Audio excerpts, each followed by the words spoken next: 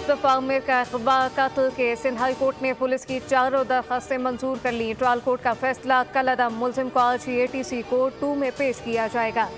Registrar ATC ने case का record आज सिंध हाई कोर्ट में पेश किया। सरकारी वकील ने बताया बंगले से हासिल किए गए खून के नमूने मां से मैच कर गए। घर पर छापे में असलहा लैपटॉप बरामद हुए। हलफ उठाकर कहता हूं कि मुलजिम का बाप जज के कमरे में था। पेशी के दौरान मुलजिम अरमा खान के वालिद कामरान कुरैशी की सिंध हाई कोर्ट में साफियों के साथ तल कलामी हुई।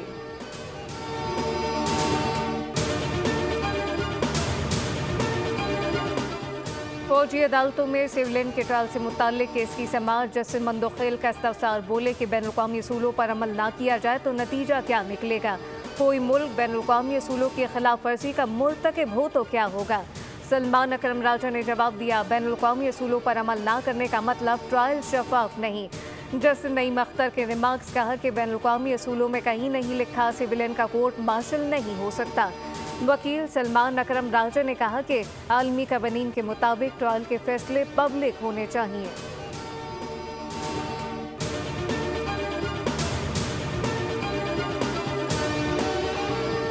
गाजा में सीज़फायर पर अमल दरामद के लिए डिप्लोमेटिक रास्ते अपनाना होंगे। मगरबी किनारे में इसराइली जहरियत को रोकने के लिए इक़दाम ज़रूरी हैं। नायब वज़ीर आज़म इसहाक़ डार का OIC ग्रुप मीटिंग से खिताब कहा कि हमें मशरिक़ वस्ता में एक बड़े चैलेंज का सामना है। पाकिस्तान ग़ज़ा में जंगी मुआहदे के तहफ़्फ़ुज़ के लिए सिफारतकारी की हिमायत करता है। इससे कबल न्यूयॉर्क में पाकिस्तानी कम्युनिटी से खिताब में उन्होंने कहा कि मुल्क में आसमान को छूने वाली महंगाई 3.6% पर आ गई। पॉलिसी रेट में कमी से माशी इस्तेहकाम आ रहा है।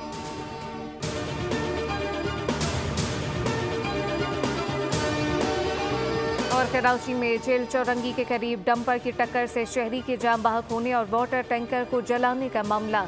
वाक़े का मुकदमा मकतूल गुलशन रशीद के भाई की मुद्दत में दर्ज कर लिया गया। मुकदमा न्यू टाउन थाने में कत्ल के दफ़ा के तहत दर्ज हुआ। पुलिस के मुताबिक डंपर को तहवील में लेकर वाक़े में मुलव्विस डंपर ड्राइवर को गिरफ्तार कर लिया। हादसे के बाद मुश्तल अफराद ने 5 वाटर टैंकर को आग लगाई। जलने वाले 5 वाटर टैंकर को भी न्यू टाउन थाने में तहवील में ले लिया गया।